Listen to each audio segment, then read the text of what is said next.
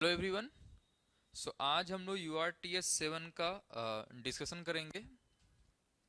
सबसे पहला क्वेश्चन है, a copper disc of radius 0.1 metre is rotated about its centre with 20 revolution per second in a uniform magnetic field of 0.1 Tesla with its plane perpendicular to the field. The EMF induced across the radius of the disk is। तो आप लोगों ने पढ़ा होगा कि अगर radius की मैं बात करूं,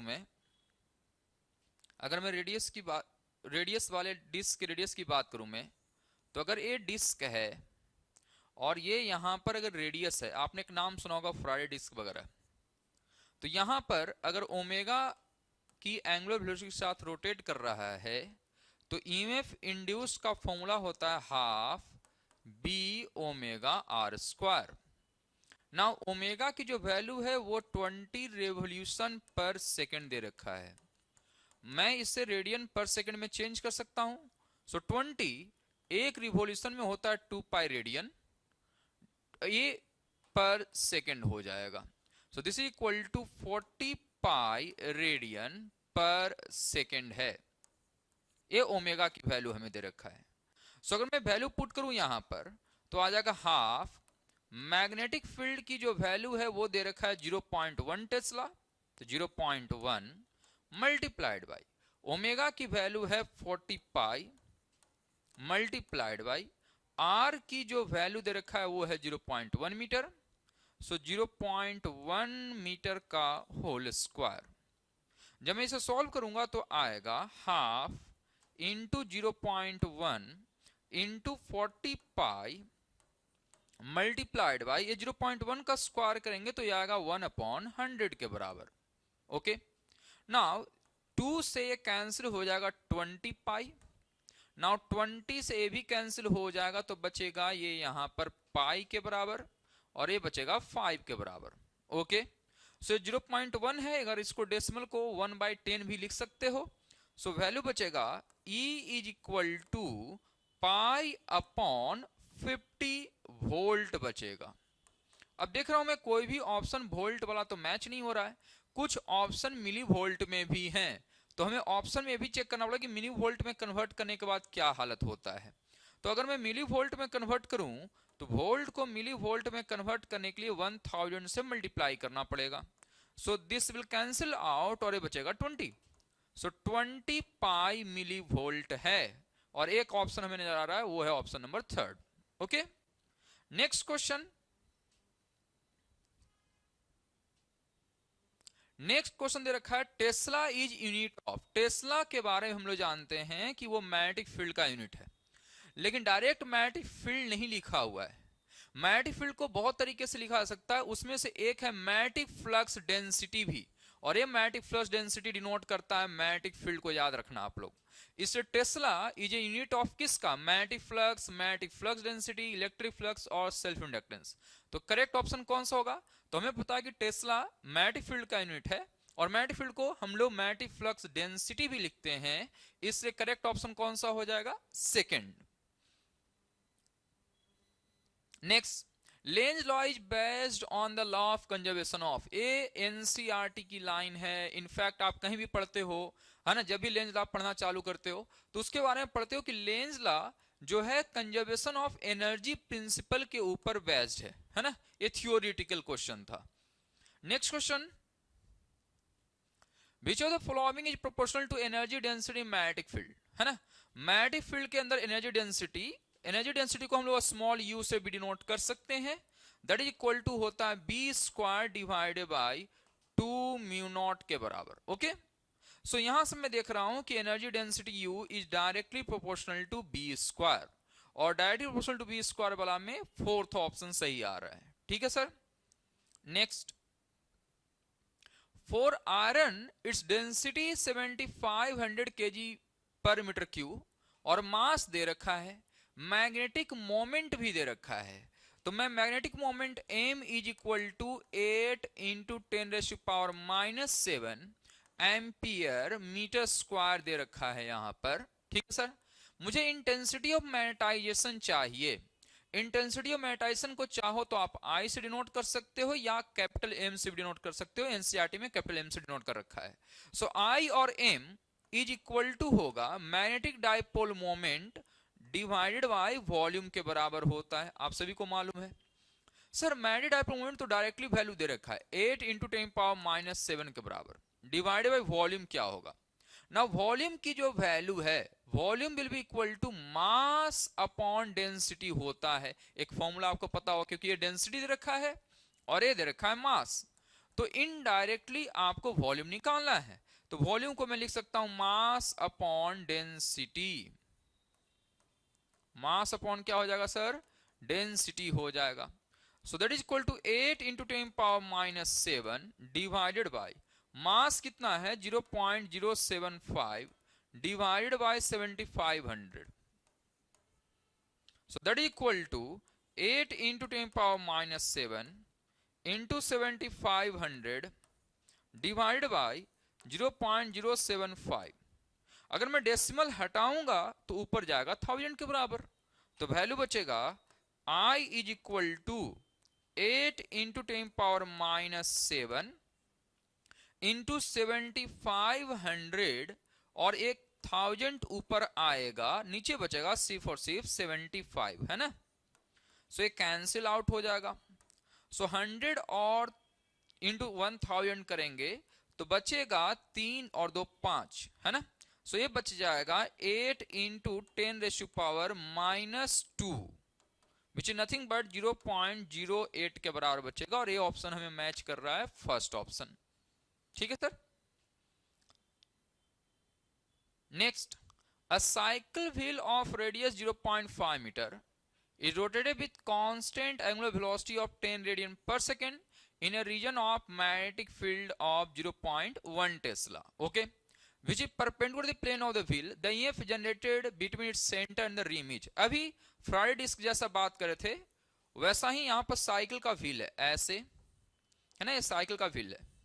अभी रोटेट करेगा तो सेंटर और सरकमफेरेंस के बीच में जो ईएमएफ की वैल्यू होता है, ठीक है सर, है ना, सेंटर और सरकमफेरेंस के बीच में जो ईएमएफ की वैल्यू होता है वो होता half B omega R square के बराबर। और जब half B omega R square करते हैं तो वैल्यू आएगा हाफ बी की वैल्यू दे रखा है यहां पर 0.1 टेस्ला मल्टीप्लाइड बाई ओमेगा दे रखा है 10 रेडियन पर सेकेंड इनटू यहां पर रेडियस दे रखा है 0.5 मीटर का होल स्क्वायर। तो वैल्यू आ जाएगा हाफ इंटू 1 इंटू 0.5 को आप हाफ भी लिख सकते हो, तो हाफ का square nothing but 1/4 which is 1/8 और इसकी वैल्यू आ जाएगा 0.125 वोल्ट के बराबर। Okay sir, so option second correct होगा। Next, a rod of length L rotates with uniform angular velocity omega about its perpendicular bisector, याद रखिएगा इसको। Uniform magnetic field B exists parallel to the axis of rotation। तो पहले तो मैं rod बना लेता हूं, दिस इज रॉड और इसके परपेंडिकुलर बाइसेक्टर का मतलब ये होगा इसके अबाउट गोल गोल घूम रहा होगा ऐसे। ओके सर, ना अगर ऐसे गोल गोल घूम रहा है और मैग्नेटिक फील्ड जो है वो दे रखा है एक्सिस के पैरेलल, तो ये एक्सिस के पैरेलल भी हो गया। सही है sir. The potential difference between the two ends of the rod is, देखो अगर आप देखोगे तो यहां और यहां के बीच का जो पोटेंशियल डिफरेंस होगा वो half B omega R square होगा और इधर का भी फॉर्मूला होता है half B omega R square के बराबर। सही है सर। ऐसे केस में इसके और इसके बीच का जितना पोटेंशियल डिफरेंस है उतना ही इसके और इसके बीच में होता है। तो ऐसा क्वेश्चन आपने बना रखा होगा कि अगर मैं यहां का पोटेंशियल 0 मानूं तो ये वाला पोटेंशियल कुछ half B omega R square इतना पर ज्यादा होगा। सेम वे में ये भी सेंटर के कंपैरिजन में ये वाला पॉइंट पर ज्यादा पोटेंशियल होगा। तो आप देख पा रहे होगे कि जितना इस वाले एंड का पोटेंशियल है उतना ही इस वाले एंड का भी पोटेंशियल है। अब पोटेंशियल डिफरेंस किसके बीच में पूछा है सर, दोनों एंड के बीच में पूछा था, मतलब यहां और यहां के बीच में पूछा था। मैं सेंटर के कंपैरिजन में करूं तो जितना पोटेंशियल इस वाले पॉइंट का है उतना ही पोटेंशियल इस वाले पॉइंट का भी है। अब इन दोनों पोटेंशियल अगर सेम है तो पोटेंशियल डिफरेंस की वैल्यू कितना हो जाएगा सर, 0 के बराबर हो जाएगा।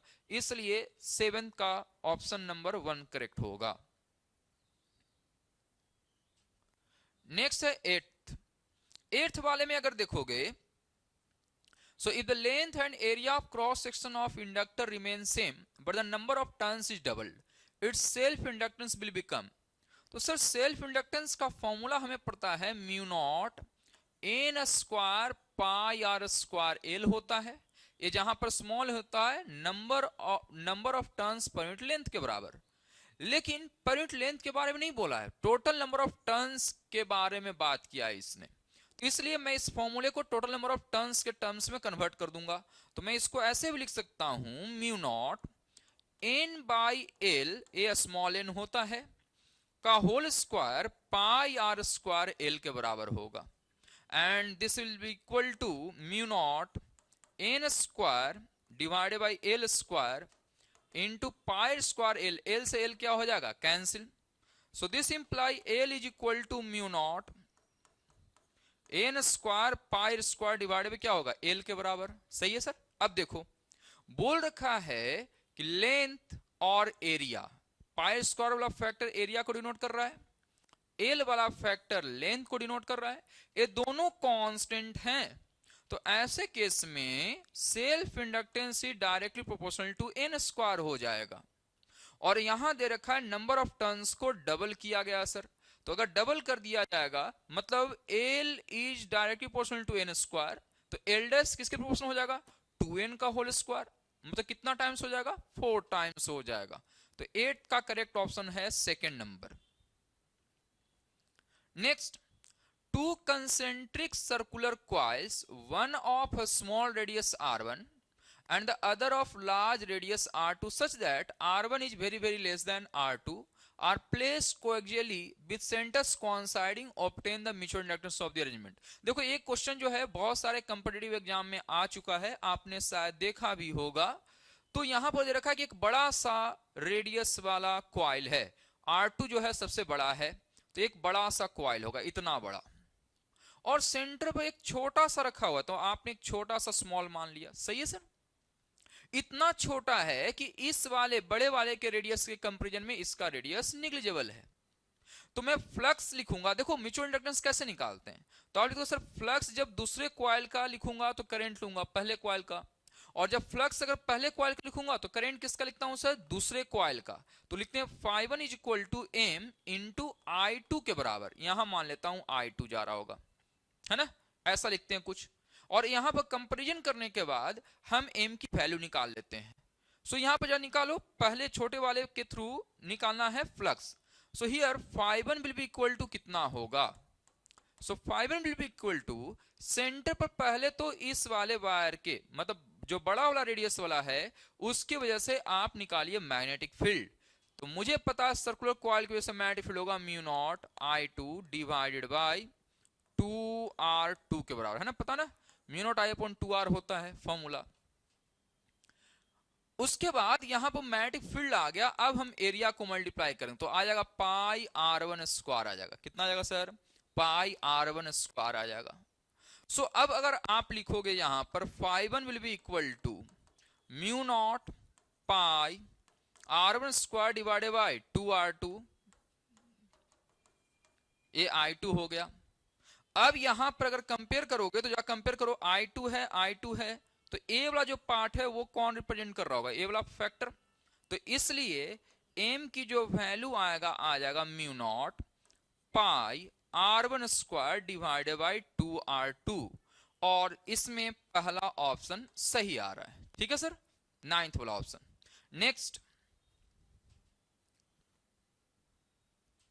नेक्स्ट में दे रखा है कि the value of self inductance of a coil is 5 Henry. Okay, the value of current changes from 1 ampere to 2 ampere in 5 seconds. The value of induced EMF, in fact induced EMF का magnitude पूछा सिर्फ, है ना। तो induced EMF is equal to होता है minus L D I by D T, पढ़ा होगा आपने। और चूंकि अगर हमें मैग्नीट्यूड पूछा तो सिर्फ मॉड लेते हैं, कोई दिक्कत नहीं। So that is equal to mod of L delta I. Average पूछा है तो डेल्टा आई कर देंगे हम लोग, delta I upon delta T, सही है सर, ए मॉड हो गया। सो एल की वैल्यू दे रखा है 5 इंटू डेल्टा आई, मतलब 5 माइनस इसलिए करेंगे तो 2 minus 1 divided by delta T. Delta T कितने सेकंड का है? 5 सेकंड का है, मैंने कर दिया यहां पर। तो 5 इंटू 1 डिवाइडेड बाई 5, 5 से 5 कैंसिल हो गया। तो यहां पर जो आएगा वैल्यू वो इंड्यूस ईएमएफ की वैल्यू आएगा 1 वोल्ट के बराबर आएगा, ठीक है सर। सो 1 वोल्ट के बराबर, इसका मतलब थर्ड ऑप्शन आ जाएगा इसका, ठीक है सर।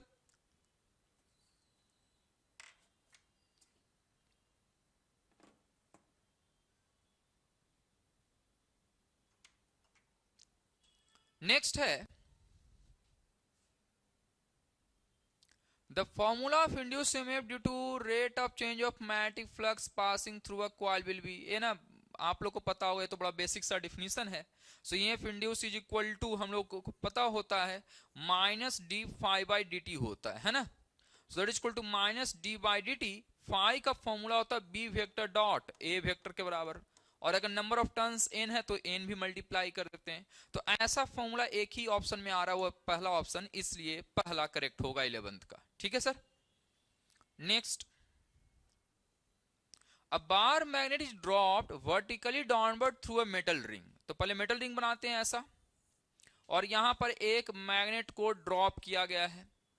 अब आपने पढ़ा होगा कि सर जैसे ही मैग्नेट नजदीक आएगा, तो एनसीईआरटी का एक बहुत अच्छा सा डायग्राम बनाया हुआ है। आप मैग्नेटिक जिसको बोलते हैं ये इंड्यूस्ड वाले चैप्टर में है ना, इलेक्ट्रोमैग्नेटिक इंडक्शन चैप्टर में, आप जाकर देखना कि वहां पर मैग्नेट जब नीचे गिरता है तो कॉइल के अंदर कैसा पोलरिटी आता है, वो बताने का बहुत अच्छा डायग्राम दे रखा है। तो आप प्लीज उसको जाकर देख लेना। तो मान लेता हूं ये मैग्नेट नजदीक आएगा, मैग्नेट नजदीक आएगा तो ऑब्वियसली यहां पर फ्लक्स चेंज हो रहा होगा, और लेंज लॉ से आपको पता है कि फ्लक्स को चेंज होने देना नहीं चाहेगा इंड्यूस करंट जो आएगा इस कॉइल के अंदर। तो उसके लिए क्या करना पड़ेगा, तो जो भी इंड्यूस करंट आएगा उसकी जो मैग्नेटिक फील्ड आएगी वो कोशिश करेगा कि इस मैग्नेट को रोका जाए, है ना। क्या किया जाए सर? रोका जाए।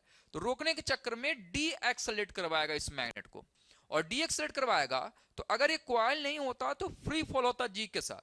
अब चूंकि डी एक्सेलरेट करवाने की कोशिश कर रहा है ना, यानी इसको डी एक्सेलरेट करवाने की कोशिश करने के चक्कर में जी से हल्का सा इसका एक्सेलरेशन कम हो जाएगा, सही है सर। तो इसके लिए सबसे सही ऑप्शन कौन सा है? थर्ड, लेस देन जी के बराबर आ जाएगा। Next, a straight conductor of length 4 meter moves with a speed of 10 meter per second. When the conductor makes an angle of 30 degree with the direction of magnetic field of induction 0.1 Weber per meter square, then induced EMF की value क्या होगा? तो sir मान लेता हूं ये magnetic field है और यहां पर रॉड है एक, ये ऐसा है, ये एंगल बना रखा है 30 डिग्री। अब ऐसे केस में आपने पढ़ा होगा कि ईएमएफ जो इंड्यूस होता है उसमें मोशनल ईएमएफ के साथ फॉर्मूला होता है VBL, लेकिन याद रखना L वो वाला फैक्टर होता है जो कि परपेंडिकुलर होता है वेलोसिटी और मैग्नेटिक फील्ड दोनों का। तो इस L को दो हिस्से में तोड़ा जा सकता है, एक है B के पैरेलल L cos 30 और दूसरा B के परपेंडिकुलर L sin 30 वाला, मतलब A वाला फैक्टर है ना। सो ये वाला फैक्टर sin 30 के बराबर, ओके सर। तो L sin 30 लिख देंगे हम, तो हमें L परपेंडिकुलर मिल जाएगा, ओके सर। सो V की वैल्यू कितना है? 10 मीटर पर सेकेंड, B का वैल्यू है 0.1 एंड L परपेंडिकुलर है L sin 30, मतलब 4 sin 30 हाफ, मतलब इक्वल टू कितना होगा? 2 के बराबर। सो यहां पर ये इंड्यूस हो जाएगा 2 वोल्ट। ये तो इसलिए फोर्थ ऑप्शन हो जाएगा 13 का, okay sir. Next, unit of mutual inductance is, ये तो थ्योरी बेस्ड क्वेश्चन है यार, है ना। सो इसका आंसर होता है Henry, okay sir. 15th, in the figure shown the magnet is pushed towards the fixed ring along the axis of ring and passes through the ring। तो ऐसे केस में क्या होगा? ठीक है सर। तो इसमें बहुत सारे ऑप्शन दे रखा है। अगेन इसी क्वेश्चन के बारे में भी बात कर रहा था कि इसको समझाने के लिए एनसीईआरटी ने बड़ा अच्छा सा एक डायग्राम बना रखा है। क्या है डायग्राम? याद रखना, जैसे ही मैग्नेट नजदीक जाएगा तो इसके अंदर करंट ऐसा कुछ आएगा कि इसको इसके मोशन को अपोज करे। अगर नजदीक आएगा तो रिपेल करेगा, दूर जाएगा तो अट्रैक्ट करेगा। बस समझ लेना है बात। तो पहला ऑप्शन पढ़ते हैं। पहले ऑप्शन में when magnet goes towards the ring face B become south pole. तो मैं यहां पर एक डायग्राम बनाता हूं पहले ऑप्शन के लिए। तो यहां पर बी फेस है, पीछे वाला ए फेस है, और यहां पर अगर मैग्नेट जाएगा रिंग की तरफ, मतलब एन एन वाला नजदीक जाएगा तो यहां पर नजदीक जा रहा है। एन अगर नजदीक जाएगा तो याद रखना फ्रंट फेस ऐसा कुछ हो जाएगा कि इस मैग्नेट को रिपेल करे। मैग्नेट को रिपेल कब करेगा? तो इसके चक्कर में बी फेस को नॉर्थ पोल की तरह हो जाना चाहिए, ऐसा। तो ऐसे करो तो यहां पता चल रहा है कि करंट जो है वो एंटी क्लॉकवाइज आ रहा है। सही है सर।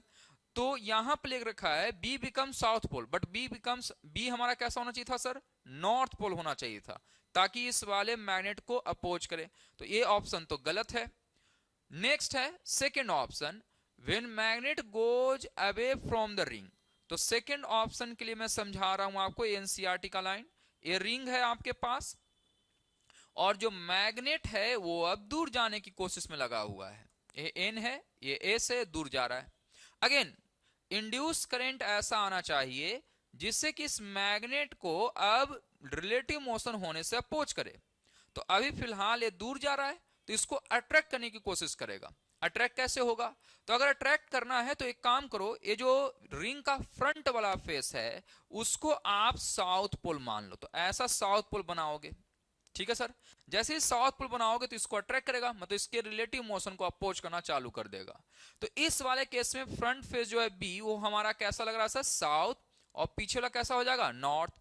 लेकिन इसने दे रखा है बी बिकम्स नॉर्थ पोल, लेकिन हमारा कैसा आ रहा है सर आंसर? South pole. इसलिए ए ऑप्शन भी गलत है। When magnet goes away from the ring, so third वाला देखते हैं question sir. When magnet goes away from the ring face A becomes north pole and B becomes south pole. तो हम यहां पर फिर से बनाते हैं। ये रिंग है, ये दूर जा रहा है मैग्नेट। अब दूर जा रहा तो ऑब्वियसली इसको अट्रैक्ट, जो अभी पीछे बता रहा था मैं, तो यहां पर ये अट्रैक्ट करने की कोशिश करेगा तो इसके चक्कर में साउथ पोल हो जाएगा ये। तो बी वाला फेस साउथ पोल है, ए वाला फेस नॉर्थ पोल हो जाएगा। सही है सर। तो इसलिए थर्ड ऑप्शन सही आ रहा है। नेक्स्ट 16 वाला बिल्कुल थ्योरी बैच है। In the BH curve shown for a ferromagnetic material at R, इस वाले पॉइंट की बात करते हैं जिसको कोएर्सिविटी भी आप पढ़ते हो।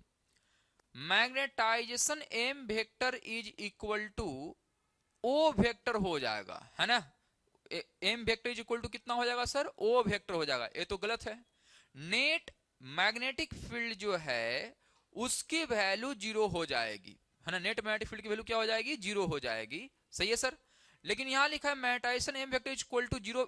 0 वेक्टर मतलब नल वेक्टर लिखा हुआ है, याद रखना, नल वेक्टर। सही है। सो ये भी उतना सही ऑप्शन नहीं लग रहा है। नेक्स्ट सेकेंड ऑप्शन पढ़ो, OQ में be less than maximum value of BM because of thermal agitation. OQ मतलब ये वाला पार्ट, है ना। अब देखो मैक्सिमम जो वैल्यू होगा BM का उससे हल्का सा कम हो सकता है, और ये थर्मल एजिटेशन मतलब समझ में आ रहा है, थर्मल एनर्जी की वजह से जो रैंडमनेस आती है उसके बारे में बात कर रहा है। तो जो सबसे करेक्ट ऑप्शन लग रहा है इसमें वो हमें लग रहा है सेकंड वाला। तो क्या लिखा हुआ है? ऑल आर करेक्ट, ये तो गलत है। 1 एंड 2 आर करेक्ट, ये भी गलत लग रहा है। हमें सिर्फ ज्यादा सही लग रहा है सेकंड ऑप्शन। तो सेकंड वाला जो है वो है फोर्थ ऑप्शन लिखा हुआ, ओनली 2 इज करेक्ट वाला। ठीक है sir. 17th, in LR circuit current at t is equal to 0 is 20 ampere. After 2 seconds it reduces to 18 ampere. The time constant of the LR circuit is, तो decay of current का अगर equation देखें हम तो I is equal to होता I not e rays power minus t upon tau के बराबर। Tau मतलब टाइम कांस्टेंट हम लोग बोलते हैं। नाउ I की वैल्यू कितना है सर? तो 18 एम्पियर है। I नॉट कितना है? मतलब स्टार्टिंग वाला करंट वो है 20 ampere. E raise to power minus t की वैल्यू कितना है sir? 2 second divided by tau. तो अगर मैं इसको सॉल्व करूंगा तो 18 upon 20 is equal to e raise power minus 2 upon tau है। ये हो जाएगा 9 by 10 is equal to e raise power minus 2 upon tau. E को इधर ले आओ तो वैल्यू बचेगा ln 9/10 is equal to -2 divided by tau. अब इसको चाहो तो आप ऐसे भी लिख सकते हो -ln, अगर लॉग का जो प्रॉपर्टी जो मालूम है अगर आपको, तो इसको आप ऐसे लिख सकते हो ln 10/9 के बराबर लिख सकते हो, that is equal to -2 upon tau, minus minus cancel, तो this imply ln 10/9 is equal to 2 upon tau. So this implied tau is equal to 2 upon ln 10 upon 9 के बराबर। So ऐसा ऑप्शन हमें दिखाई दे रहा थर्ड, इसलिए थर्ड वाला सही रहेगा। ठीक है sir. Next, a long conductor AB lies along the axis of a circular loop of radius r. If the current in the conductor AB varies at the rate of I ampere per second, then the induced EMF in the coil is। सबसे पहली बात कि यहां से straight wire जो दे रखा है, इससे अगर मैग्नेटिक फील्ड लाइंस बनाओगे ऐसे राइट हैंड रूल से, तो देखो सब ना इस प्लेन के अंदर ही बनेंगे ऐसा। इसका मतलब यहां से कोई फ्लक्स पास ही नहीं हो रहा है ना। फ्लक्स की वैल्यू कितना है सर? 0। फ्लक्स होने के लिए यहां पर इस वाले कॉइल से ऐसे मतलब परपेंडिकुलर टू द प्लेन जाना चाहिए था मैग्नेटिक फील्ड लाइंस, तब मैं बोलता कि कुछ फ्लक्स है। बट यहां पर क्या है सर? इस कॉइल के प्लेन में ही मैग्नेटिक फील्ड लाइंस है, तो फ्लक्स की वैल्यू ही 0 है। और यहां पर करंट अगर चेंज कर भी दो तो यहां पर फ्लक्स का कोई फर्क पड़ने वाला है नहीं, क्योंकि नेट में फ्लक्स की वैल्यू 0 आ रही है हर बार, तो कोई फ्लक्स चेंज होगा नहीं। फ्लक्स चेंज नहीं होगा तो इंड्यूस ईएमएफ आने का सवाल ही नहीं है, इसलिए 18 का ऑप्शन हो जाएगा फोर्थ नंबर। ठीक है sir. The magnetic flux linked with the coil vary with time phi. The magnitude of EMF at 2 is equal to 2 second. तो इंड्यूस EMF का फॉर्मूला होता है -d/dt। तो मैं इसे डिफरेंशिएट कर देता हूं, -d/dt, phi की वैल्यू है 3t² plus 40 plus 9, so that is equal to होगा माइनस साइन के साथ -60, यहां हो जाएगा -4 और 9 का differentiation 0। So at t is equal to 2 second, अगर मैं 2 सेकेंड की बात करूं तो इंड्यूस ईएमएफ की वैल्यू हो जाएगा -6, t की वैल्यू है 2, -4, so E is equal to -12 -4 that is equal to -16, मतलब हमें मैग्नीट्यूड चाहिए तो E is equal to 16 volt के बराबर आ जाएगा। तो ये हो जाएगा थर्ड ऑप्शन 19th का। Next, the magnetic flux through a circuit of resistance R changes by an amount delta find delta t, then the total quantity of electric charge that passes at any point circuit during the time delta t is represented by। ये तो बड़ा formula है, हमें पता है कि Q is equal to होता है delta phi divided by R के बराबर, है ना। फॉर्मूला याद भी रखना है आपको। तो ये ऑप्शन हमें सिर्फ और सिर्फ पहले वाले में दिखाई दे रहा है, इसलिए हम लोग पहला ऑप्शन मारेंगे। ठीक है sir. Next, two identical conductors P and Q are placed on two frictionless fixed conducting rails R and S in a uniform magnetic field directly into the plane. If P is moved in the direction shown in the figure with a constant speed, then rod Q, Q का क्या कहानी होगा? देखिए sir, ये अगर इधर जा रहा है तो फ्लेमिंग्स राइट हैंड रूल से अगर हम देखेंगे तो यहां पर जो करंट होगा इंड्यूस करंट, है ना, आपको राइट हैंड रूल लगाने आता है ना सर, तो इसको रखते हैं मोशन, थंब को रखते हैं मोशन की तरफ, फोर फिंगर को रखते हैं मैग्नेटिक फील्ड की तरफ, एंड जो मिडिल फिंगर है वो बतलाता है आपको डायरेक्शन ऑफ इंड्यूस करंट। तो आप अगर ऐसे करोगे तो देखो नीचे की ओर जा रहा है, तो इस वाले P वाले रॉड में नीचे की ओर करंट, मतलब ये ऐसे जाएगा फिर ऐसे जाएगा फिर ऐसे जाएगा। ठीक है सर। अब Q वाले में करंट जा रहा है ऊपर, तो Q वाले के अंदर जो फोर्स लगेगा वो फोर्स लगेगा, force is equal to ILB पढ़ा होगा आपने, है ना, फोर्स इक्वल टू बिल या IL भी पढ़ा या IL क्रॉस भी पढ़ा होगा।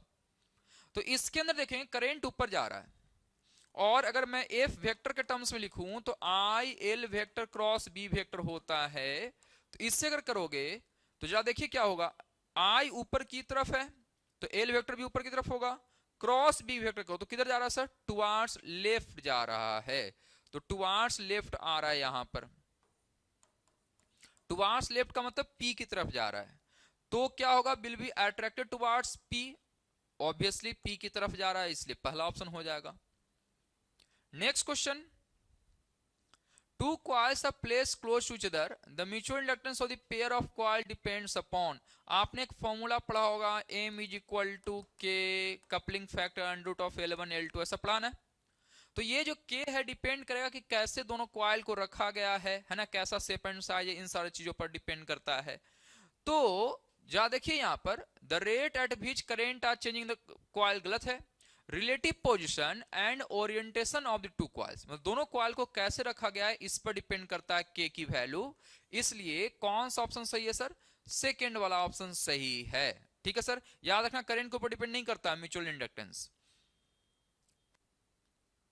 A bar magnet is hung by a thin cotton thread in a uniform horizontal magnetic field and is in equilibrium state. Okay.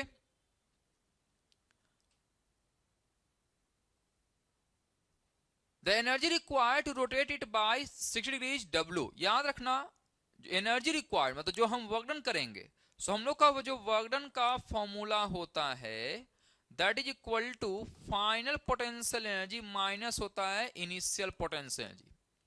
ठीक है ना सर? और जब करते हैं तो हमारे पास फॉर्मूला आता है माइनस पीई, है ना, ये हो जाएगा इनटू कॉस थीटा फाइनल। तो डायरेक्ट कहो तो मैं फॉर्मूला डायरेक्ट लिख देता हूं, वो फॉर्मूले को याद रखना आप। सो ये वैल्यू आता है PE 1 minus cos theta, theta जो है फाइनल वाला है। ठीक है सर, ये थीटा फाइनल वाला थीटा है। तो यहां पर वर्क डन की वैल्यू दे रखा है W के बराबर, तो मैं W लिख देता हूं। W is equal to P 1 minus cos theta की वैल्यू है 60 डिग्री। सो ये वैल्यू आ जाएगा W is equal to PE 1 minus cos 61 minus half. सही है सर? सो यहां पर P की वैल्यू हो जाएगा 2W इज इक्वल टू आ जाएगा P के बराबर। सही है सर, पहला option. Now the torque required to keep the mat in this position is equal to, so torque is equal to होगा PE sin theta, आपने पढ़ा होगा sir. So P sin theta PE sin of 60 degree, so √3/2 के बराबर। So this implied torque is equal to P की value है 2W, √3/2 के बराबर, 2 से 2 कैंसिल। सो आ जाएगा हमारे पास √3W के बराबर। ओके, सो ये यहां पर आ गया थर्ड ऑप्शन 23 का। Next, electron is passing near a ring and approaches to ring, the direction of induce current in ring is, आपको पता होगा कि जिधर इलेक्ट्रॉन मूव करता है उसके अपोजिट डायरेक्शन में करंट होगा।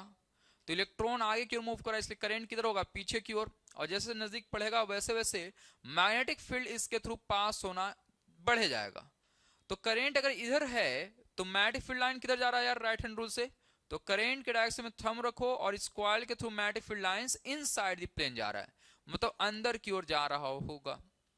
इलेक्ट्रॉन जैसे जैसे नजदीक आएगा वैसे वैसे मैग्नेटिक फील्ड लाइन इसके थ्रू पास होना बढ़ जाएगा, मतलब मैग्नेटिक फ्लक्स बढ़ेगा।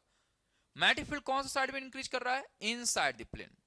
तो इंड्यूस करंट ऐसा आना चाहिए कि जो कि इस मैग्नेटिक फील्ड लाइन को अपोज करे। तो अपोज करने के लिए मैग्नेटिक फील्ड लाइन चाहिए बाहर की ओर, तब जाकर अपोज करेगा ना इसे। तो बाहर की ओर लाने के लिए करंट कैसा होना चाहिए? एंटी क्लॉकवाइज, तब जाकर कहां जाएगा सर? बाहर की ओर। तो ऑप्शन कौन सा सही है सर? 24 का सेकंड ऑप्शन सही आ रहा है। ठीक है sir. Next, a straight conductor of length 0.4 meter is moved in a magnetic field of 0.9 Weber per meter square with velocity 7 meter per second. The maximum if induced in the conductor will be, देखो maximum if induced निकालना है तो E की value हो जाएगा VVL। सही है ना, अगर म्यूचुअली तीनों परपेंडिकुलर रहेगा तो इसकी वैल्यू अगर देखोगे तो V की वैल्यू है 7, B का वैल्यू है 0.9 एंड L की वैल्यू 0.4। ओके सर, सो यहां से कैलकुलेट करोगे तो आ जाएगा 7 × 36 डिवाइडेड बाई 100 के बराबर, और ये आ जाएगा 7 6 जा 42 मतलब 2 and 252 divided by 100 that is equal 2.52 volt के बराबर। ओके, सो फर्स्ट ऑप्शन सही है 25 का। Next, a coil of 100 turns having an average area of 100 centimeter square uniform field दे रखा 50 gauss, the direction of the field being right angles to the plane of the coil, the field is removed in 0.01 second, then average EF induced in coil is, ठीक है sir. So EF induced की value क्या होगा, तो E average, so delta 5 by delta T हो जाएगा, ये हमारा एवरेज है, सही है sir. So that is equal to N B A cos theta लिखते हैं ना, सही है आप लोग को, फ्लक्स जब निकालते हैं तो डिवाइडेड बाय यहां लिखेंगे डेल्टा टी। सो एन की वैल्यू कितना है, तो एन है 100 टन्स मल्टीप्लाइड बाय, एक गॉस में दे रखा है सर, याद रखना इसको हमको टेस्ला में चेंज करना पड़ेगा। तो आपको पता है 1 tesla is equal to 10 power 4 gauss के बराबर होता है। सो मैं लिखूंगा 100, बी की वैल्यू हो जाएगा 50, गॉस को टेस्ला में चेंज कीजिए तो हो जाएगा 10 पावर -4 इंटू एरिया है 100 सेंटीमीटर स्क्वायर, इसको भी एसआई यूनिट में चेंज करें तो 100 इंटू 10 पावर -4 हो जाएगा, है ना। एंड थीटा इसके लिए दे रखा है कि यहां पर फील्ड और प्लेन दोनों राइट एंगल पर, मतलब ये अगर प्लेन होगा ऐसा तो मैग्नेटिक फील्ड लाइंस इसके बिल्कुल परपेंडिकुलर होगा। तो हम लोग जो फाई यहां पर थीटा लिखते हैं फाई निकालते वक्त, वो लिखते हैं बी और एरिया वेक्टर के बीच का। तो कभी अगर मैग्नेटिक फील्ड इस प्लेन के परपेंडिकुलर होता है तो यानी एरिया वेक्टर और मैग्नेटिक फील्ड दोनों क्या हो जाएगा, पैरेलल। तो थीटा की वैल्यू यहां पर कितना हो जाएगा सर, 0 डिग्री हो जाता है ना, याद रखना इसको, इस पर भी क्वेश्चन बनते हैं। डिवाइडेड बाय डेल्टा टी की वैल्यू होगा 0.01। ओके सर, जब इसे सॉल्व करेंगे हम तो वैल्यू आएगा ये 100 से 100 कैंसिल हो जाएगा एंड बचेगा ऊपर में ये 100 तक जाएगा तो 50 into 100 into 10 power -4 volt which is nothing but 5 into 10 power -1 आएगा, जिसकी वैल्यू हो जाएगा 0.5 वोल्ट के बराबर। तो इसका ऑप्शन हो जाएगा पहला 0.5 वोल्ट के बराबर, ठीक है sir. Next, the mutual inductance between primary and secondary circuit is 0.5 Henry. The resistance of the primary and the secondary circuits are 20 ohm and 5 ohm respectively. To generate a current of 0.4 ampere in secondary, current in primary. पहले देखते हैं कि अगर secondary में 0.4 ampere का current आना है ना, जो 0.4 एम्पियर का करंट आना पड़ेगा तो V2 की जो वैल्यू होगा, मतलब E2 की जो वैल्यू होगा वो होगा I2 इंटू R2 के बराबर। सो I2 होगा 0.4 इंटू R2 होगा 5 ohm, so that is equal to 2 volt के बराबर हो जाएगा, सही है सर। नाउ E2 की वैल्यू होगा एम, याद रखना जब म्यूचुअल इंडक्शन की वजह से निकालोगे तो mutual inductance multiplied with current लेंगे पहले वाला, एम di1 dt का मैग्नीट्यूड है ना, that is equal to 2 volt के बराबर, सही है sir.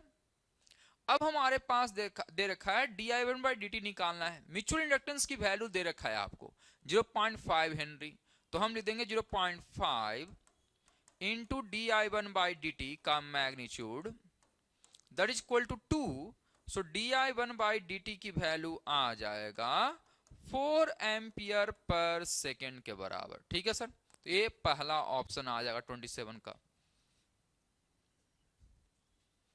So when two coaxial coils having same current in same direction are bring to each other, then the value of current, याद रखना ये यहां पर एक कॉइल है और एक और कॉइल है, दोनों में करंट सेम डायरेक्शन में जा रहा है। जब नजदीक आएगा तो याद रखिए इसकी वजह से मैग्नेटिक फील्ड लाइंस ऐसे कुछ जाएंगी और इसकी वजह से भी मैग्नेटिक फील्ड लाइंस कुछ इसी डायरेक्शन में जा रही हैं, तो दोनों की वजह से magnetic field lines same direction में है। जब नजदीक लाओगे तो मैग्नेटिक फील्ड लाइन जो दोनों के साथ लिंक है वो बढ़ेगा, मतलब मैग्नेटिक फ्लक्स बढ़ेगा, और मैग्नेटिक फ्लक्स बढ़ेगा तो ऑब्वियस सी बात है इंड्यूस ईएमएफ आएगा, और इंड्यूस ईएमएफ आएगा तो आपको लेंज लॉ लगाना पड़ेगा, क्योंकि आपको ऐसे सोचना है कि जो इंड्यूस ईएमएफ आएगी वो यहां पर काउज ऑफ इंड्यूस ईएमएफ को अपोज करना चाहेगा। तो क्यों आ रहा है ये फाई की वैल्यू ज्यादा, वो सोचते हैं। फाई की वैल्यू ज्यादा इसलिए आ रहा है क्योंकि दोनों कॉइल नजदीक आ रहे हैं।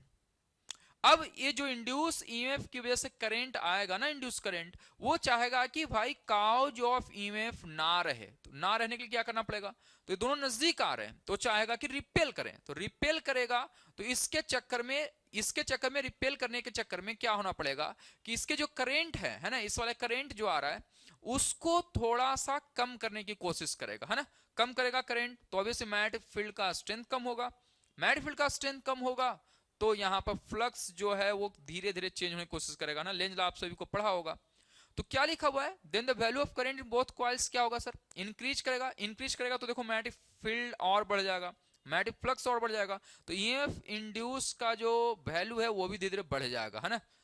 तो हमें पहला ऑप्शन तो नहीं होगा, डिक्रीज, बिल्कुल सही बात है sir. First increase and then decreases, जब तक ईएमएफ इंड्यूस रहेगा तब तक इंड्यूस करंट की वजह से ये दोनों एक दूसरे को अपोज करने की कोशिश करेगा, और अपोज करने के लिए चाहे जो भी हो, रिपेल कर सकता है, करंट कम कर सकता है, जो भी कर सकता है वो करने की कोशिश करेगा। तो जब तक ये नजदीक आएंगे तब तक करंट को डिक्रीज कर रहा होगा। इस 28 का जो बेस्ट ऑप्शन है वो सेकंड ऑप्शन है, ठीक है sir. Which of the following is not a diamagnetic material, ये आपके लिए थ्योरी है ना, इसको एनसीईआरटी के लाइन से कहीं पर पढ़ लीजिएगा, आपको समझ में आ जाएगा कि इसको हमें याद रखना है, ठीक है sir. So which of the following not a diamagnetic material, please इसको याद कर लीजिएगा, ये थ्योरी बेस्ड क्वेश्चन है। तो इसका आंसर 4 हो जाएगा। Next, when the end pole of a bar magnet points toward the south pole and south pole toward the north pole, then null points are at the, तो कहां पर होगा sir, तो मैं बना लेता हूं, ये आपके पास अर्थ मान लेता हूं कि है। अर्थ का ये ज्योग्राफिक नॉर्थ है और ये ज्योग्राफिक साउथ है, लेकिन अर्थ के अंदर आपको पता है कि इसका जो मैग्नेट होता है यहां से ऐसा कुछ होता है जिसे कि साउथ से मैग्नेटिक फील्ड लाइंस निकलती है और कहां पर जाता है, नॉर्थ पोल की तरफ। फिलहाल को थोड़ा सा हम लोग एंगल वगैरह को अगर निगलेक्ट करें तो हमें ऐसा लगेगा कि मैग्नेटिक फील्ड लाइन साउथ से निकलेगी और नॉर्थ पर जाकर टर्मिनेट होगा, यही होता है ना सर अर्थ मैग्नेटिक फील्ड की वजह से। तो यहां पर अगर मैं बार मैग्नेट को ऐसे रखूं तो एक बार मैग्नेट पहले लगा लेता हूं मैं, तो यहां पर एक बार मैग्नेट है जिसके अंदर एन पोल को कहां करना सर, टुवर्ड्स साउथ, तो एन पोल यहां हो जाएगा, एंड एस पोल कहां हो जाएगा सर, तो एस पोल हो जाएगा कहीं पर साउथ पोल में। ऐसे बोलेगा किस पॉइंट पर नल पॉइंट आएगा, तो याद रखना नल पॉइंट वहीं आ सकता है जहां पर नेट मैग्नेटिक फील्ड क्या हो जाए, जीरो। तो इस वाले मैट जो बाहर वाला रखा हुआ उसकी वजह से मैग्नेटिक फील्ड लाइंस होगा नॉर्थ से साउथ की तरफ, ऐसा सही है बच्चा। अब यहां पर मैं देखूंगा कि ये इधर भी ये दोनों डायरेक्शन, अर्थ वाला मैग्नेटिक फील्ड का डायरेक्शन और इसका डायरेक्शन मैग्नेट के बाहर में मिल रहा है, मैच कर रहा है, तो मतलब यहाँ पर कैंसिल करने की जरूरत, कैंसिल होने का चांस नहीं है। एक जगह पर चांस है, वो है जब यहां पर मैग्नेट के अंदर मैग्नेटिक फील्ड लाइन साउथ से नॉर्थ की तरफ होती हैं, सही है सर। तो ये साउथ से नॉर्थ की तरफ है मैग्नेटिक फील्ड लाइंस, और अर्थ का मैग्नेटिक फील्ड है साउथ से नॉर्थ की तरफ। तो यहां पर ये दोनों का डायरेक्शन, बाहर वाला मैग्नेट और अर्थ का मैग्नेटिक फील्ड है ना, दोनों की वजह से मैग्नेटिक फील्ड में देख रहा हूं कि मैग्नेट के अंदर थोड़ा सा अपोजिट डायरेक्शन में है, और ये एक्सिस को क्या बोलते हैं सर, हम लोग मैग्नेटिक एक्सिस बोलते हैं। इसका ऑप्शन होगा सही कि कहीं मैग्नेटिक एक्सिस पर जाकर मैग्नेटिक फील्ड की वैल्यू जीरो हो पाएगा, ठीक है sir. Which of the following relation is correct, ये तो याद करने वाला है आप लोग को, है ना सर, क्योंकि आपने पढ़ा होगा B is equal to mu naught H plus mu naught chi H। So value यहां पर हो जाएगा mu naught 1 plus chi H। Ferromagnetic material के लिए पढ़ा होगा आपने ऐसा, या किसी के लिए पढ़ सकते हो आप। So mu naught into mu R into H लिखते हैं इसी को। तो देखो पहला ऑप्शन भी लिखा हुआ वही, दूसरा ऑप्शन भी यही लिखा हुआ है, इसका मतलब दोनों करेक्ट है, और ये चीज लिखा हुआ है फोर्थ ऑप्शन में। तो इसका करेक्ट ऑप्शन कौन सा होगा sir, fourth option is correct, okay. Next, the material of permanent magnet has, permanent magnet जिसके अंदर रिटेंटिविटी भी ज्यादा हो और कोर्सिविटी भी ज्यादा होना चाहिए, याद रखना, है ना। तो इसके लिए हम लोग बोलते हैं हाई रिटेंटिविटी एंड हाई कोर्सिविटी, ये भी थ्योरी का क्वेश्चन है। सो 32 का ऑप्शन नंबर हो जाएगा fourth, okay sir. Next, in the hysteresis cycle the value of H needed to make the intensity of magnetization zero is called. तो अगर आपको हिस्टेरेसिस लूप याद हो, ऐसा intensity of magnetization I versus H का graph अगर पढ़ोगे तो कुछ ऐसा ऑप्शन बना था ना, ये ऐसा कुछ आता है। तो यहां पर इसको बोलते हैं कोर्सिविटी या कोर्सिव फोर्स बोल रहे होते थे, सही है सर। तो जहां पर इंटेंसिटी ऑफ मैग्नेटाइजेशन जीरो हो जाए, जहां पर इंटेंसिटी ऑफ मैग्नेटाइजेशन जीरो हो जाए उसको बोलते हैं हम कोर्सिव फोर्स। तो इस वाले ऑप्शन पर इंटेंसिटी ऑफ मैग्नेटाइजेशन क्या हो जाएगा, जीरो हो जाएगा। तो तो इस वाले इसी को हम लोग बोलते हैं कोएर्सिव फोर्स, तो इसको बोल देंगे सेकंड वाला ऑप्शन। ठीक है sir. 34 the basic magnetization curve for a ferromagnetic material is shown in the figure, then the value of relative permeability is highest for point। देखो B और H का कर्व दे रखा है, तो B और H में रिलेशन क्या है सर, तो पहले देखते हैं। B is equal to mu naught 1 plus chi into H लिखेंगे। So B is equal to mu naught into mu R into क्या लिखेंगे सर, H के बराबर। सही है सर। अब हमें म्यू आर देखना है, तो mu R is equal to B by H के प्रोपोर्शनल में हो जाएगा, है ना। Mu R is directly proportional to B by H के। बी बाई एच क्या है sir, this is nothing but slope है। तो हमें देखना सबसे ज्यादा स्लोप कहां पर है। सबसे ज्यादा स्लोप जहां पर एक से सबसे ज्यादा एंगल बना रहा होगा, तो मैं देख पा रहा हूं कि सबसे ज्यादा एंगल क्यू वाले पॉइंट पर है, इसलिए इस वाले पॉइंट का 34 का आंसर हो जाएगा point Q. Okay sir.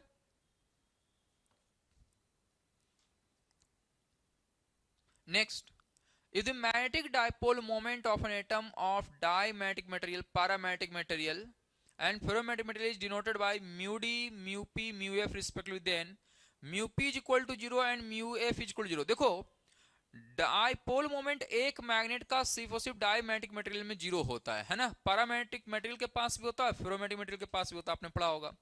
So mu P equal 0 तो ये गलत है। Mu D equal 0 and mu P is not equal to 0 ये सही है।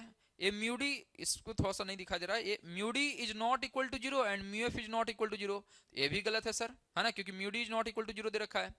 Mu D is not equal to 0 but mu P is equal to 0, ये भी गलत दे रखा है। तो सही ऑप्शन कौन सा है सर, सेकेंड ऑप्शन हो जाएगा 35 का। Next, a magnetic needle is kept in a non-uniform magnetic field it experiences। Magnetic needle का मतलब एक मैग्नेट होता है, याद है ना, मैग्नेटिक नीडल जो होता है कंपास के अंदर वो मैग्नेट होता है।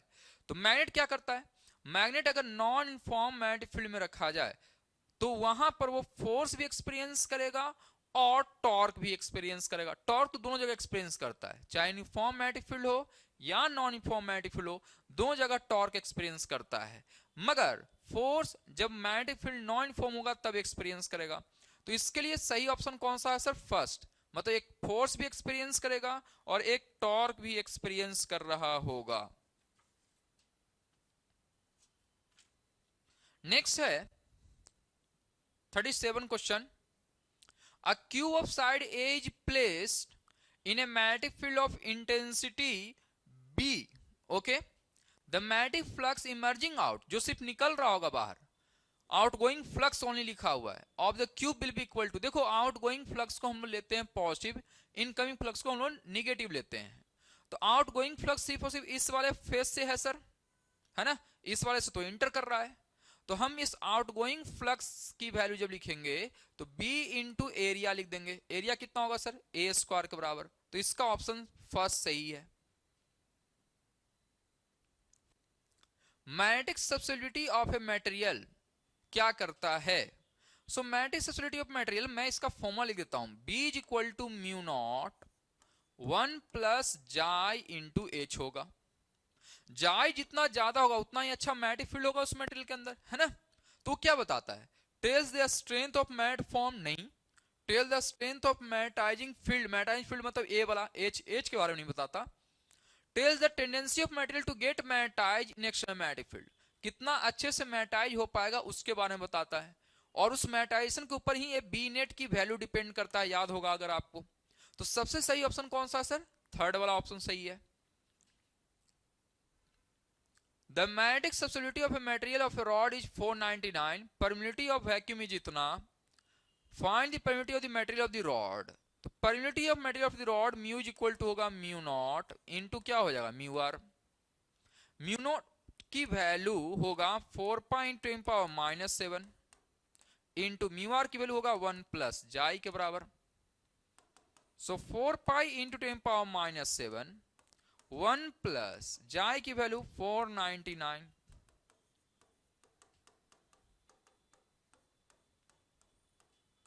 ये 500 से मल्टीप्लाई कर देंगे तो हो जाएगा यहां पर 2000 pi into 10 power -7 which equal to 2 pi into 10 power -4 के बराबर हो जाएगा। तो ये ऑप्शन आ रहा है सेकंड वाला। ठीक है sir. A circular loop of radius r carrying current I lies in xy plane।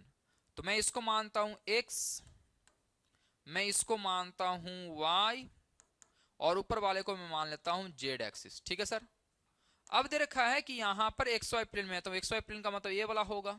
ऐसे कर लेता हूं मैं। The total magnetic flux through xy plane is, तो यहां पर करंट I जा रहा है। Okay sir. Visit centre origin पर रखा हुआ, मतलब यहां पर रखा हुआ है ओरिजिन, ओरिजिन ये वाला है। सही है sir. The total magnetic flux through XY plane की वैल्यू कितना होगा वो हमें निकालना है। ठीक है सर। तो देखिए एक भी क्वेश्चन कहीं ना कहीं देखा होगा, अगर ए ऐसा कॉइल दे रखा है, तो अगर मैग्नेटिक फील्ड लाइंस इसकी वजह से बनाएं अगर आप, तो ये मैग्नेटिक फील्ड लाइंस ऐसे जाएगी, है ना। ऐसे करोगे तो मैग्नेटिक फील्ड लाइन ऊपर जाएगी। और इनफैक्ट 10th क्लास से आप पढ़ते आ रहे हो कि मैग्नेटिक फील्ड लाइंस इसमें ऐसा बनेगा, यहां पर ये ऐसा बनेगा, फिर ऐसा बनेगा, फिर ऐसा बनेगा, एंड देन ये स्ट्रेट जाता है। कहने का मतलब जो यहां पर बाहर निकल रहा वही यहां पर इंटर कर रहा है ना। जो बाहर निकल रहा वही क्या कर रहा है सर, इंटर कर रहा है। तो मैग्नेटिक ना आना पड़ेगा। तो V2 की जो वैल्यू होगा, मतलब E2 की जो वैल्यू होगा वो होगा I2 इंटू R2 के बराबर। सो I2 होगा 0.4 इंटू R2 होगा 5 ohm. So that is equal to 2 volt के बराबर हो जाएगा। सही है सर। नाउ E2 की वैल्यू होगा एम, याद रखना जब म्यूचुअल इंडक्शन की वजह से निकालोगे तो mutual inductance multiplied with current लेंगे पहले वाला, एम di1 dt का मैग्नीट्यूड, है ना, that is equal to 2 volt के बराबर। सही है सर। अब हमारे पास दे रखा है di1 बाई dt निकालना है। म्यूचुअल इंडक्टेंस की वैल्यू दे रखा है आपको 0.5 हेनरी, तो हम लिख देंगे 0.5 इंटू di1 बाई dt का magnitude that is equal to 2। So di1 by dt की वैल्यू आ जाएगा 4 एम्पियर पर सेकेंड के बराबर। ठीक है सर। तो ये पहला ऑप्शन आ जाएगा 27 का। So when two coaxial coils having same current in same direction are bring to each other, then the value of current, याद रखना ये यहां पर एक कॉइल है और एक और कॉइल है, दोनों में करंट सेम डायरेक्शन में जा रहा है। जब नजदीक आएगा तो याद रखिए इसकी वजह से मैग्नेटिक फील्ड लाइंस ऐसे कुछ जाएंगी, और इसकी वजह से भी मैग्नेटिक फील्ड लाइंस कुछ इसी डायरेक्शन में जा रही हैं। तो दोनों की वजह से magnetic field lines same direction में है। जब नजदीक लाओगे तो मैग्नेटिक फील्ड लाइन जो दोनों के साथ लिंक है वो बढ़ेगा, मतलब मैग्नेटिक फ्लक्स बढ़ेगा, और मैग्नेटिक फ्लक्स बढ़ेगा तो ऑब्वियस सी बात है इंड्यूस ईएमएफ आएगा, और इंड्यूस ईएमएफ आएगा तो आपको लेंज लॉ लगाना पड़ेगा, क्योंकि आपको ऐसे सोचना है कि जो इंड्यूस ईएमएफ आएगी वो यहां पर काउज ऑफ इंड्यूस ईएमएफ को अपोज करना चाहेगा। तो क्यों आ रहा है ये फाई की वैल्यू ज्यादा, वो सोचते हैं। फाई की वैल्यू ज्यादा इसलिए आ रहा है क्योंकि दोनों कॉइल नजदीक आ रहे हैं। अब ये जो इंड्यूस ईएमएफ की वजह से करंट आएगा ना, इंड्यूस करंट, वो चाहेगा कि भाई काउज ऑफ ईएमएफ ना रहे। तो ना रहने के लिए क्या करना पड़ेगा, तो ये दोनों नजदीक आ रहे हैं तो चाहेगा कि रिपेल करें, तो रिपेल करेगा। तो इसके चक्कर में रिपेल करने के चक्कर में क्या होना पड़ेगा कि इसके जो करंट है ना, इस वाले करंट जो आ रहा है उसको थोड़ा सा कम करने की कोशिश करेगा, है ना, कम करेगा करंट, तो ऑब्वियसली मैग्नेटिक फील्ड का स्ट्रेंथ कम होगा। मैग्नेटिक फील्ड का स्ट्रेंथ कम होगा तो यहां पर फ्लक्स जो है वो धीरे धीरे चेंज होने की कोशिश करेगा ना। लेंज लॉ आप सभी को पढ़ा होगा। तो क्या लिखा हुआ है, then the value of current in both coils क्या होगा सर, इंक्रीज करेगा। इंक्रीज करेगा तो देखो मैग्नेटिक फील्ड और बढ़ जाएगा, मैग्नेटिक फ्लक्स और बढ़ जाएगा, तो ईएमएफ इंड्यूस का जो वैल्यू है वो भी धीरे धीरे बढ़ जाएगा, है ना। तो हमें पहला ऑप्शन तो नहीं होगा, डिक्रीज, बिल्कुल सही बात है sir. First increase and then decreases, जब तक ईएमएफ इंड्यूस रहेगा तब तक इंड्यूस करंट की वजह से ये दोनों एक दूसरे को अपोज करने की कोशिश करेगा, और अपोज करने के लिए चाहे जो भी हो, रिपेल कर सकता है, करंट कम कर सकता है, जो भी कर सकता है वो करने की कोशिश करेगा। तो जब तक ये नजदीक आएंगे तब तक करंट को डिक्रीज कर रहा होगा। इस 28 का जो बेस्ट ऑप्शन है वो सेकंड ऑप्शन है। ठीक है sir. Which of the following is not a diamagnetic material, ये आपके लिए थ्योरी है ना, इसको एनसीईआरटी के लाइन से कहीं पर पढ़ लीजिएगा, आपको समझ में आ जाएगा कि इसको हमें याद रखना है। ठीक है sir. So which of the following not a डायमेटिक material, please इसको याद कर लीजिएगा, ये थ्योरी बेस्ड क्वेश्चन है। तो इसका आंसर 4 हो जाएगा। Next, when the end pole of a bar mat points toward the south pole and south pole toward the north pole, then null points are at the, तो कहां पर होगा sir? तो मैं बना लेता हूं, ये आपके पास अर्थ मान लेता हूं कि है। अर्थ का ये ज्योग्राफिक नॉर्थ है और ये ज्योग्राफिक साउथ है, लेकिन अर्थ के अंदर आपको पता है कि इसका जो मैग्नेट होता है यहां से ऐसा कुछ होता है जिसे कि साउथ से मैग्नेटिक फील्ड लाइंस निकलती है और कहां पर जाता है? नॉर्थ पोल की तरफ। फिलहाल को थोड़ा सा हम लोग एंगल वगैरह को अगर निगलेक्ट करें तो हमें ऐसा लगेगा कि मैग्नेटिक फील्ड लाइन साउथ से निकलेगी और नॉर्थ पर जाकर टर्मिनेट होगा। यही होता है ना सर अर्थ मैग्नेटिक फील्ड की वजह से। तो यहां पर अगर मैं बार मैग्नेट को ऐसे रखूं तो एक बार मैग्नेट पहले लगा लेता हूं मैं, तो यहां पर एक बार मैग्नेट है जिसके अंदर एन पोल को कहां करना सर? Toward south. तो एन पोल यहां हो जाएगा एंड एस पोल कहां हो जाएगा सर? तो एस पोल हो जाएगा कहीं पर साउथ पोल में। ऐसे बोला किस पॉइंट पर नल पॉइंट आएगा? तो याद रखना नल पॉइंट वहीं आ सकता है जहां पर नेट मैग्नेटिक फील्ड क्या हो जाए? 0। तो इस वाले मैट जो बाहर वाला रखा हुआ उसकी वजह से मैग्नेटिक फील्ड लाइंस होगा नॉर्थ से साउथ की तरफ। ऐसा सही है बच्चा। अब यहां पर मैं देखूंगा कि ये इधर भी ये दोनों डायरेक्शन, अर्थ वाला मैग्नेटिक फील्ड का डायरेक्शन और इसका डायरेक्शन मैग्नेट के बाहर में मिल रहा है, मैच कर रहा है। तो मतलब यहां पर कैंसिल करने की जरूरत, कैंसिल होने का चांस नहीं है। एक जगह पर चांस है, वो है जब यहां पर मैग्नेट के अंदर मैग्नेटिक फील्ड लाइन साउथ से नॉर्थ की तरफ होती हैं। सही है सर। तो ये साउथ से नॉर्थ की तरफ है मैग्नेटिक फील्ड लाइंस और अर्थ का मैग्नेटिक फील्ड है साउथ से नॉर्थ की तरफ। तो यहां पर ये दोनों का डायरेक्शन, बाहर वाला मैग्नेट और अर्थ का मैग्नेटिक फील्ड है ना, दोनों की वजह से मैग्नेटिक फील्ड में देख रहा हूं कि मैग्नेट के अंदर थोड़ा सा अपोजिट डायरेक्शन में है। और ये एक्सिस को क्या बोलते हैं सर? हम लोग मैग्नेटिक एक्सिस बोलते हैं। इसका ऑप्शन होगा सही कि कहीं मैग्नेटिक एक्सिस पर जाकर मैग्नेटिक फील्ड की वैल्यू 0 हो पाएगा। ठीक है sir. Which of the following relation is correct, ये तो याद करने वाला है आप लोग को, है ना सर, क्योंकि आपने पढ़ा होगा B is equal to mu naught H plus mu naught chi H। So value यहां पर हो जाएगा mu naught 1 plus chi H। Ferromagnetic material के लिए पढ़ा होगा आपने ऐसा, या किसी के लिए पढ़ सकते हो आप। So mu naught into mu R into H लिखते हैं इसी को। तो देखो पहला ऑप्शन भी लिखा हुआ वही, दूसरा ऑप्शन भी यही लिखा हुआ है, इसका मतलब दोनों करेक्ट है। और ये चीज लिखा हुआ है फोर्थ ऑप्शन में, तो इसका करेक्ट ऑप्शन कौन सा होगा sir? Fourth option is correct. Okay, next, the material of permanent magnet has, permanent magnet जिसके अंदर रिटेंटिविटी भी ज्यादा हो और कोर्सिविटी भी ज्यादा होना चाहिए, याद रखना है ना। तो इसके लिए हम लोग बोलते हैं हाई रिटेंटिविटी एंड हाई कोर्सिविटी। ये भी थ्योरी का क्वेश्चन है। सो 32 का ऑप्शन नंबर हो जाएगा फोर्थ।